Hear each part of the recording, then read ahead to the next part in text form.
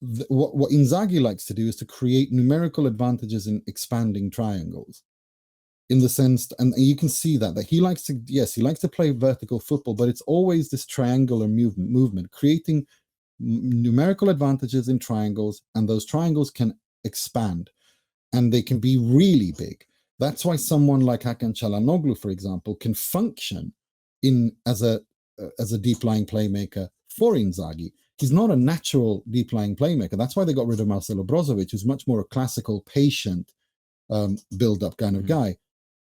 Çalhanoğlu is much more direct, and when you put him in that position to express that, that's what makes Inter so difficult. He can play these incredible first time 70-yard passes down the middle. Again, these expansive triangles that, based on the movement of the players, when you zoom out, you see, wow, so the ball goes here, there, and then it goes there. So you have a triangle that just goes like that. And that's what Inzaghi does. I think Stefan de Vrij said something brilliantly about the 3-5-2 between them. He gave a brilliant quote on that, about how Conte's, I can't remember the artist's name he used, but he basically said, one is I'm going to find the quote for you, but it's so beautifully put by de Vrij about how one is this kind of a painter, which is much more structural, and the other one is just pure inspiration. Inzaghi, right? Is. Yeah, I think there's because I think that framework of the 3-5-2, what it does lend towards, and I was looking at the sort of the stats of them over the course of this season, and what I found quite interesting was set pieces. In terms of having those profiles of those players that can do a few different things, and as I say, we're going to get to the kind of recruitment of it overall. But I found it. Oh, you found it? Okay. Stefan de Vrij says Conte's 3-5-2 is symmetrical, like a Mondrian painting. However, Inzaghi's 3-5-2 is more imaginative, like a painting by Van Gogh. That's the difference between them.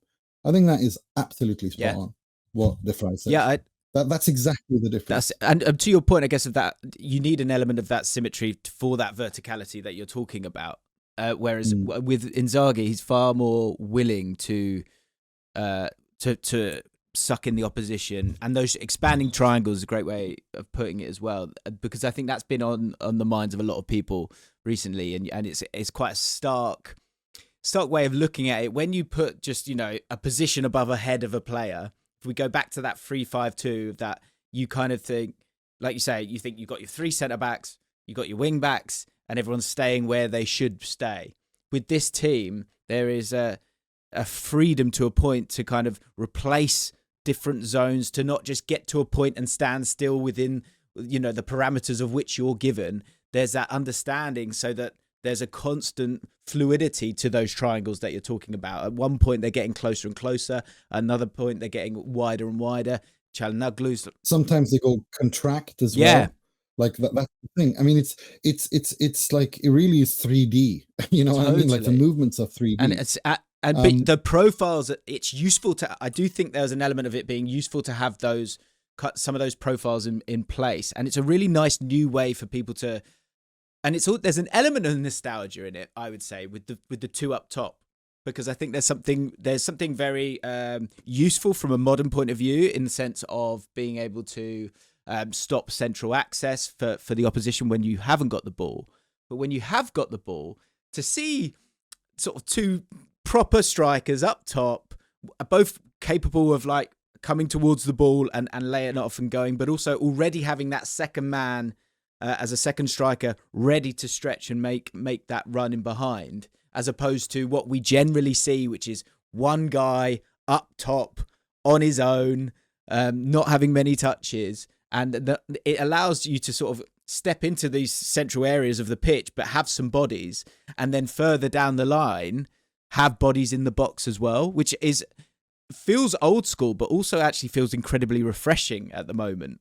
But it's something, that's what I mean. I think that the two that Conte had up top, I think Inzaghi being able to step into it as an initial framework to then move from, I think was quite useful for him.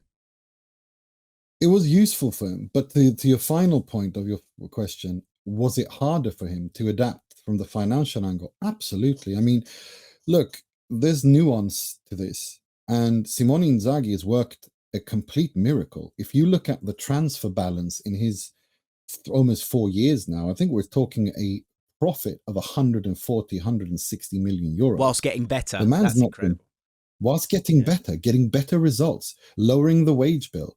Yes, a lot of that is Pepe Marotta. I'd say if Inter is a house, Marotta is the foundation. If no Marotta's there, the thing collapses within seconds. There's no doubt about that. But Marotta's ability, together with Inzaghi and Ausilio, to identify the players, not just tactically, but as people in a group. Again, I get back to that. How do they work in a group? And that's why they've put this team together, and they've done so in financial hardship. I mean, when his first summer, Hakimi sold. He brings in Denzel Dumfries. Then Christian Eriksen has a medical emergency. They have to sign someone. They bounce back and buy Hakan Çalhanoğlu, who was on a free transfer because Milan and him weren't agreeing a new deal. Then Romelu Lukaku, who had stated he wanted to stay, decides he wants to go to Chelsea. He leaves for Chelsea. Inter have signed Edin Dzeko. They were going to sign Marcus Thuram. Let's remember, he was going to join Inter that summer. But the last weekend, he injures himself. So Inter end up signing Joaquin Correa, who's been a complete flop, 35 million euros. The following summer, they were, I think it's a 50 or 60 million surplus. They sold Cesare Casadei for 20 million and whatnot. The third summer is the only summer where they didn't have to turn a profit. They actually ended on a ±0. And Inzaghi is able to not worry about losing players, but is actually able to, he can go on a ±0 on a balanced book transfer window. And look at what he does in the Serie A. They just destroy every team. They win in record-breaking fashion. The 20th title, beating Milan 6 games in a row across 3-4 competitions, and securing the 20th title, the second star, as it's known in Italy, because every 10 league titles you win, you get a gold star. Wins that yesterday, as we're actually recording this the day after, on the 1-year anniversary of that game against Milan, as Milan as the home team at the San Siro, winning the second star in their faces. That's Inzaghi's master. I mean, he'll always be remembered for that. And like you say, so in terms of replacing those key figures, to do it on that budget, that 2021-22 window, they only spent £36.3 million and they made £176 million in sales. Yeah. And like you say, Matteo Darmian, to see the trajectory of him, Edin Dzeko, who's sort of coming in, and I mean, he'll never stop playing Edin Dzeko, but for him to kind of unbelievable, for him to come in and do what he's done. Çalhanoğlu, who was very, incredibly respected as a player, but I think has certainly gone to new levels himself. Heights. For sure. Yeah, new heights. And even Look, this year, that's the one thing I did want to touch on, the free agency market, the way that Inter Milan have been able to kind of use that. Again, a lot of sort of names that, some names that you kind of, again, snobby Premier League fans would kind of go, oh, well, you couldn't do it. David Klaassen, Juan Cuadrado, Alexis Sanchez, Marcus Thuram, though, as you spoke about earlier, who's come in, and he's misleading, actually, as a player, I think, as well. And then even, his partner at times, someone like Arnautovic, who... Arnautovic is contributing constantly to this Inter team.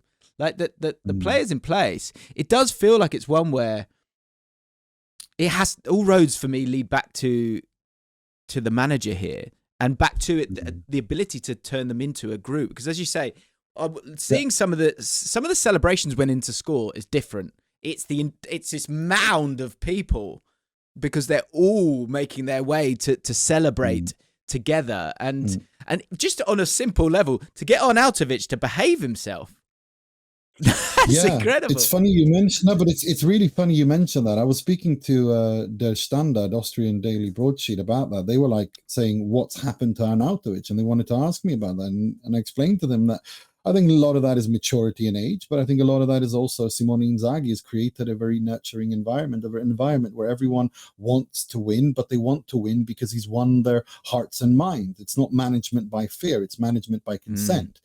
And that's something he learned from Sven-Göran Eriksson, no doubt about that. Sven-Göran was this old school, typical Swedish, molded in the old school Swedish social democratic society of respect for the individual, human beings. We have to respect each other. We have to be professional. You have to do your best, but we also don't humiliate human beings. That's the mold of leader he was. Of course, he could get angry, and so can Simeone Inzaghi. But Inzaghi is a mold, is a guy in that mold. And for me, when I noticed him was I think 2017, when he's been there for 1 or 2 seasons, and I just watched what he was doing with Lazio and the football they were playing and the players that were developing under him. I mean, Luis Alberto was not a star when he came to Lazio. Sergei Milinkovic was a kid. No one knew who he was. Lucas Leiva was finished, everyone considered. Ciro Immobile scored goals, but not like this. I think was it 36 and 39 games or something? One of his seasons for them. Yeah, incredible. Yeah, equaling the record of all time in the Italian top flight. So, I just to kind of touch on it again tactically for anyone if anyone's not seen Inter Milan, I think the lovely experience that you'll have is players, and it's such a hot topic right now, and I think I'm intrigued to see how it evolves, how Inzaghi then evolves it itself. And also I think, we've got Man United struggling the way they are, playing with a formation that has a back three and needs to have a bit of fluidity here and there if they can find the right way to do it. Not totally the same framework, but if you are a Man United fan and you want to see how to play out when you're kind of under pressure with an emphasis on like fluid rotations, if you go and watch Inter Milan, it will sort of. I love watching. When you watch football, sometimes you can get into a bit of a sort of a lulled daze of everyone's going where they're supposed to go, and okay, right, I see what you're doing. You're kind of working your way up the pitch here, fine. But when you watch Inter Milan, there's just there's that continuation of movement that I just really, really enjoy with the centre midfielders who's like, I think Brozovic certainly was happy to come and do it as well, but Çalhanoğlu for sure, and Barella actually as well, someone who everyone, you consider this box-to-box midfielder. He will kind of go, oh, well, there's a space there. I'm going to drop in and pick up the ball to allow the right wing back to move higher up or to move inside. You'll see the centre-backs all of a sudden just stepping into midfield because that's where the space is and they're comfortable to do it. It's a gentle attack on the senses that I just think is really, really enjoyable. No, it is. There is an imaginative artistic beauty to exactly like Defy said, that this fluidity, this dance, this positional dance of interchanging, knowing and getting the players to understand and interpret that role, that all of a sudden Acerbi and Bastoni, the two central defenders, are strikers. The strikers are wide players. The wingers turn into inverted strikers. The two central defenders are the central backs. I mean, go back into central defense position. I mean, it's this non-stop shift, positional shift. And, do you know, it's in the same temperament as Inzaghi as well. There's a calm fearlessness to it. Controlled. Where calm, controlled, cool. Yeah, where it's like centre back's got the centre back's just off he goes. Because why? Yeah. Because that's the correct decision, which I have, like you said, using the brain instead of the hearts and the lungs a lot of the time.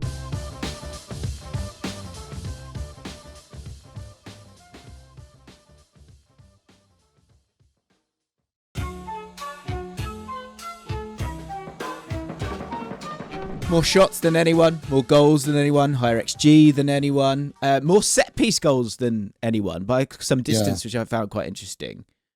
Is that just by having a sort of solid-sized team, or is that down to Çalhanoğlu's delivery? It's down to Çalhanoğlu's delivery and Di Marco's delivery, as well as having a clear structure in place on how they want to use their set pieces. Interesting. They're very strong at that. They cause chaos in the opposition's half every set piece. Yeah, And when Di Marco and Çalhanoğlu are world-class deliverers of the ball. So look, here you go. So 33 games played, 14 goals from set pieces. Shots from set pieces, 163. The next highest is 141. So like it's a solid jump up from them. They are well clear. So these are all the lovely little elements that that allow you to sort of score goals, win games. In terms of the let's touch on the Serie A title race, because with them being so dominant in all those metrics, and in terms of possession, they've gone up to 59.7% under Inzaghi as opposed to under Conte, 52%. Back to your point, and of course that's his rival when it comes to the Serie A title race. At the time of recording, both teams on 71 points. Sorry, and the goal. Yeah. I said 73, but it's 71. Yeah. Hopefully they'll both get 2 draws, and then we'll be right. But the goal difference is plus 40 for Inter Milan and plus 27 for Napoli, which I was, I think feels like a solid indicator on how dominant maybe a team is. 20 more goals for Inter Milan than Napoli. So how are Napoli surviving in this title race? Like why is it not a foregone conclusion? Because for many factors. The first one being Inter played against Bologna on the weekend. The game they lost was their 50th game of the season. They're in 5 competitions.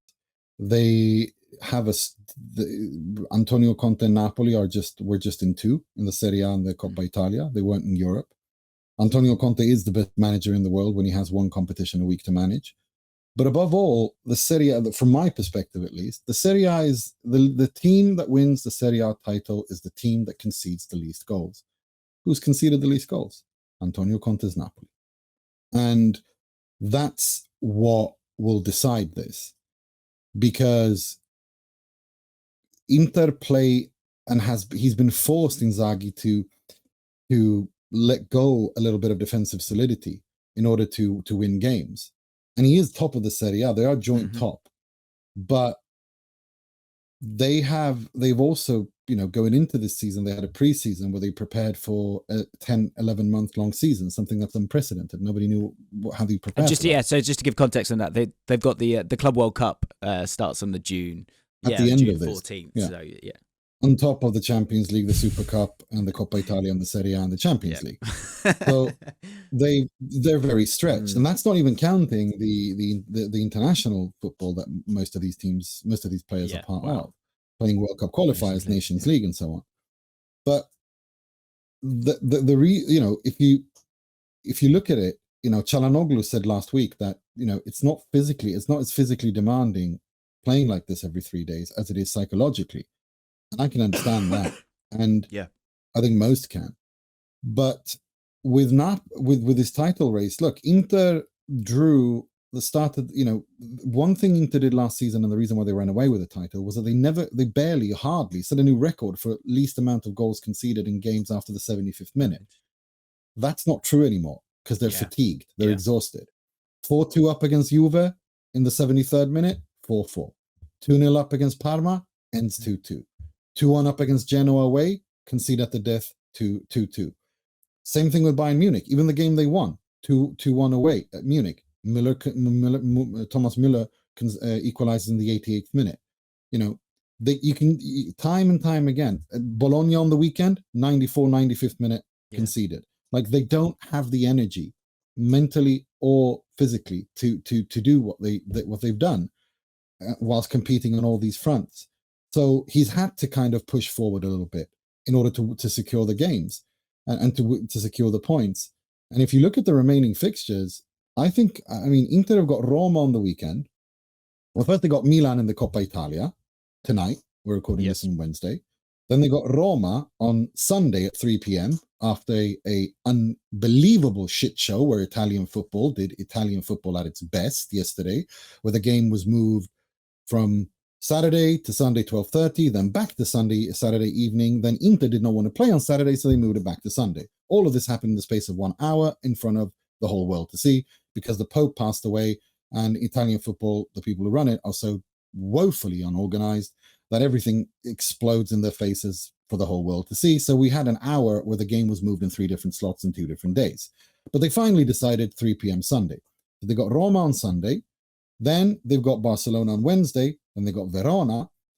Then, if I'm not mistaken, I think after that they've got they got Barcelona again, and then they've got Torino. Sorry, they got Lazio, and then if they go to the final of the Coppa Italia, they got. I mean, it's just so you can't underestimate how incredible it is. Like, I mean, almost going against what you said a little bit earlier. On paper, you go, Napoli shouldn't be near Inter Milan here, but when you're getting as stretched as much as they are, and one stat that kind of proves it, Inter Milan have used more substitutes than any other team, and that is Inzaghi trying to manage the situation here.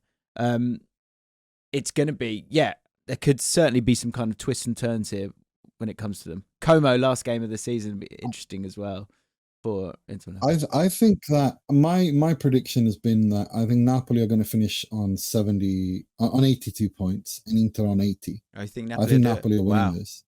Yeah, I think they are. I think they're doing it. And I think the reason they're doing it is because they've got Torino, Lecce, Genoa, Parma, and Cagliari left. I see them winning 3, drawing 2, whilst I see Inter drawing 3 and winning 2. Okay. And based on that's such an advantage, isn't it, to sort of have the spiritual, emotional, physical bandwidth to attack those games with the velocity that a Conte team can do. Yeah, and also, look, it's Antonio Conte. One thing that you have to give him credit for, even though he likes to, the man could walk into a mortuary and pick a fight with the dead people in the freezers, even though he has that particular talent, he's also unbelievable at shielding the group and creating a group of players that will go to war for him. He protects the squad from all this nonsense. Which is a unique ability. His community, like when he works with the players, they do what he wants. They listen to him. They respect him. So while all of this nonsense is going outside, it doesn't creep into the dressing room. That's been his superpower, I'd say, as a coach so far. Maybe not at Chelsea, where he deliberately blew up the dressing room with the whole nonsense with Diego Costa. But yeah. And so, we've spoken about obviously the tactical side of it, which is so interesting, the ability to recruit in a way, but again, that kind of reverts back to this, the brilliance of Inzaghi from his coaching ability, the ability to manage the squad with so much going on.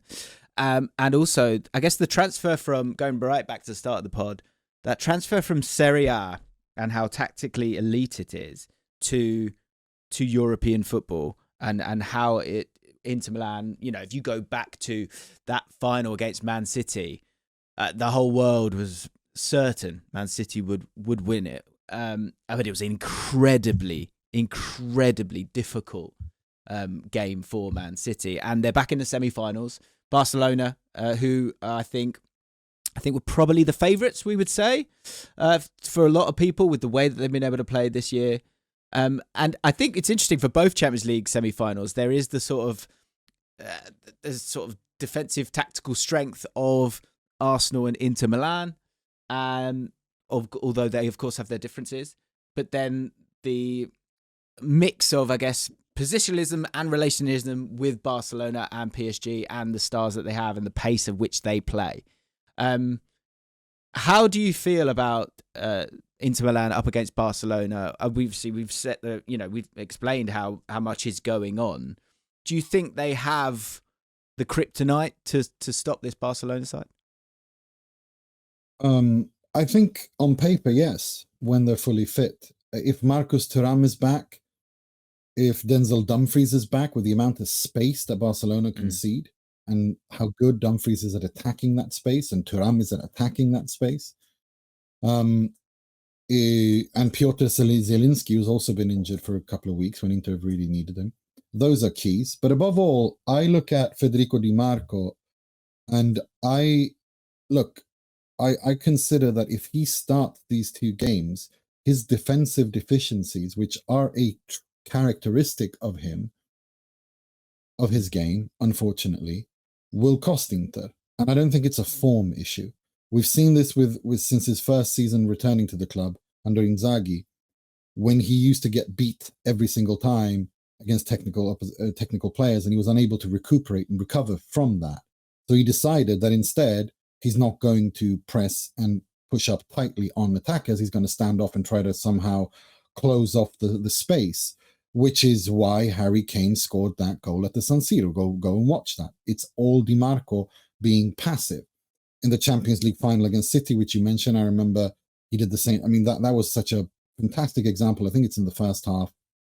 He just stands off Bernardo Silva, backs off. All of a sudden, Silva's got a chance, and he almost scores. The counterpoint to that, of course, is, well, Di Marco has an unbelievable left foot, and he can play these diagonal balls that forces teams to move laterally, and that's difficult to defend against, and you can beat the press that way. So for me, if you got Lamine Yamal on the wing, I mean, there's a domino effect when Di Marco plays, which I don't like, and that is he needs help from Bastoni and Mkhitaryan. They need to help him defend because he stands off so that the opposition don't beat him. But if you play Carlos Augusto, who I thought was phenomenal against Bayern Munich, and then Mkhitaryan can focus more on his midfield duties, and Bastoni can focus more on his duties, and you don't have that domino effect where Inter essentially feel like they're defending with 10 men, or 9 men in this case, outfield players. But with Di Marco there, that's always going to be a risk. But it depends who's fit. Yeah.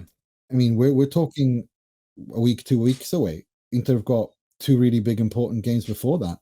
Who knows who's going to be fit? I mean, tactically, some of the things that we do know is obviously we've spoken about how Inter Milan are comfortable with those rotations to have the ball deep in their own third. And if you marry that with 2 up top, and you marry that with a Barcelona line or defensive line that we know is going to be incredibly high, I think it's going to be absolutely fascinating, because in terms of the ability to beat that offside trap, to hurt that high line, Denzel Dumfries and the front 2, and some Thuram. Yeah, that's right. I wanted to get to Thuram, but Çalhanoğlu as well. Like DeMarco, you're talking about, even if you can make a bit of a break and an early cross into a nice chunk of space that they've got there. All of that with a super brain like Inzaghi that would be thinking of things that I couldn't even dream of. I think they've got a team that has conceded less than anyone in the competition with 5, 8 clean sheets in 12 games. Again, it feels like one where, look, fair enough, Barcelona scored 37 goals in the tournament. Inter Milan have scored 19, but that it's going to be fascinating, and there's no reason why Inter Milan can't hurt them when it comes to those elements against this Barcelona team. That's kind of why I used the word kryptonite. Do you think Marcus Thuram could be a big part of that? I agree. He's going to be fun. I interviewed former Inter Milan, Juve, and Italy World Cup 1990 striker Aldo Serena a week ago, and I was very pleased to hear his analysis, because I think he's a fantastic analyst. When he said, "Look, Marcus Thuram is going to be," he quoted him as saying, "Marcus Thuram is going to be fundamentally important for Inter to beat Barcelona because of his ability to his speed and technique combined together, as well as his ability to hold up the ball, beat his own man, dribble, do all of these things in high velocity and explosiveness." I agree with that 110%. And Denzel Dumfries as well. Those 2 are going to be key. They need to be fit for that game. And that's the question. Right now, Thuram is injured. Inter seem positive that he's going to be fit for the Roma game as well. So Dumfries as well. I've learnt that I don't believe a word Inter say when it comes to injuries until the player's actually on the pitch. I remember during the season Inter went to the final of the Champions League. We heard for 6 months on a weekly basis that Romelu Lukaku will be back next week. And then after the semi-final of the Champions League, where he made a cameo, he's on TV saying, "Yeah, this was the first time in my career I had a serious injury." So they never tell the truth about that. They lie about it. Let's just be honest. And that's fine. They can do what they want. But I just don't believe them until I see the player starting. I don't believe whether he starts or not, but doesn't change the fact that Dumfries and Thuram are going to be fundamentally important for if Inter to stand a chance against Barcelona. Final question on this tie, because I think it's, the whole world will be watching, and obviously in terms of your experience of watching this Inter Milan team, and I think again maybe an advantage here is the experience of this group. We talk about that calm freedom to resolve issues through that movement.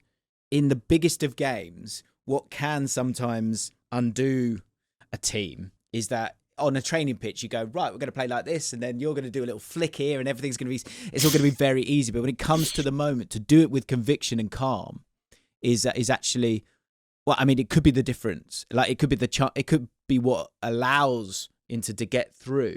Do you think they can retain that calm freedom in a game of this magnitude? Absolutely. I'm not worried about that one bit. Because if there's anything this season has shown us is that this Inter side has matured so much mentally in how they approach games, but also in how they react in games. The two games against Bayern Munich where they concede, but they immediately score, not in the first game, 1 goal when they win 2-1. The second game, within minutes to go 2-1 up from 1 down. That is a natural progression of mental growth that a team has, and Inter are there. So I have no doubts that they're going to be there, that they're going to be prepared mentally, and that they're going to be able to match that from that aspect. My only issue is from a physical point of view. How tired are they? That's my only concern. And one thing that is good, I mean, Bastoni and Mkhitaryan are suspended against Roma, so they're going to be rested. Those two are definitely going to be rested, and that's good. So they're playing tonight against Milan in the return leg of the Coppa Italia semi-final, but then they're going to rest against Roma. That's good. The rest, I mean, Lautaro is going to start probably both games. He's going to probably play. Acerbi's going to be rested tonight, I think. We'll see. But he has to rotate. He doesn't have a choice now. I understand competing on all fronts is a source of pride and all the, cliches that they drop all the time about that. But I just don't think that Inter have the depth to win or seriously compete on 3 fronts. They're going to have to make that choice.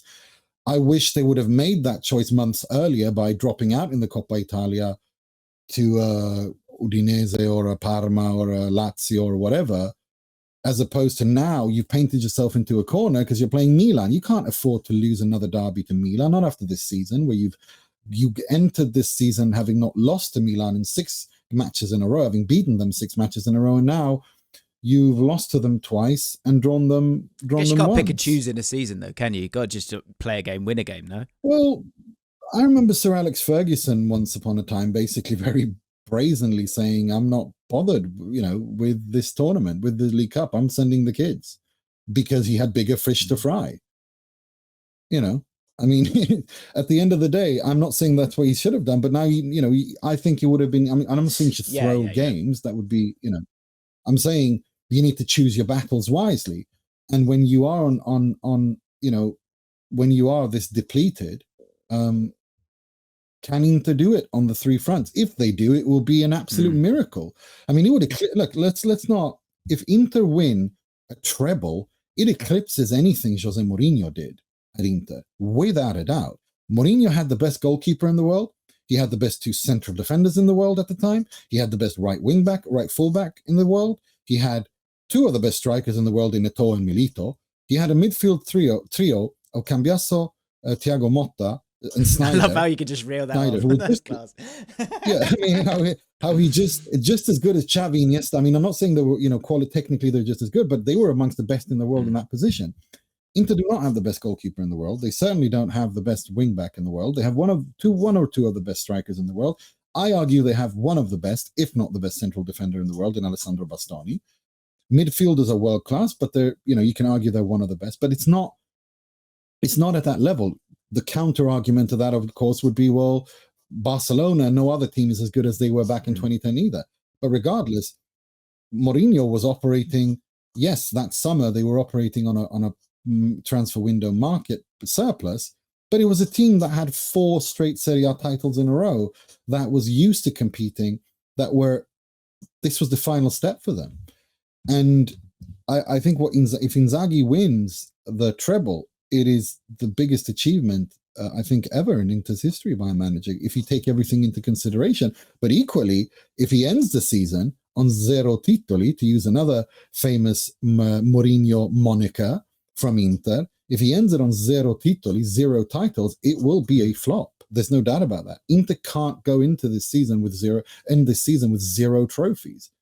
Given the quality of the squad, that would be an absolute disaster. It's on a knife edge, isn't it? And it's fascinating. I'm intrigued. It's Inter in a nutshell. Heaven or hell. Yeah. That's Inter. Welcome to Interismo. I am fascinated to see the battle between experience and, generally you say speed kills, but like if you can see it coming, then that experience can really, really tell. And I'm fascinated to see Inter against Barcelona in the Champions League. And you just, like you say, you hope that, what's another phrase? Fatigue makes cowards of us all. Like, is the fatigue going to be too much for, or is the nous of the experience, is that going to be able to kind of come to the fore here? I'm fascinated to see it. Nima, I love talking about football with you. I love listening to you. I love the Italian Football Podcast, which everyone should go into the description and follow. There's a Patreon there as well. So if you are a Serie A fan, that is the place for you. If you haven't heard of it, make sure you click all the buttons, go support Nima, and just go have a nice hour each week where you get to listen to his voice. Nima, thank you so much, mate. I really, really appreciate it. Guys, as I said, there's 2 other episodes of me and Nima. Actually, I think there's even more. So go and check them out. Thank you so much for everyone who's supported the podcast, continues to support the podcast. You are incredible, and it is it's life-changing, honestly, for me. So thank you so, so much, and hopefully we can keep this run going. So click all the buttons, support the podcast, and let's keep moving forwards. Thanks again, Nima, and we will speak very, very soon.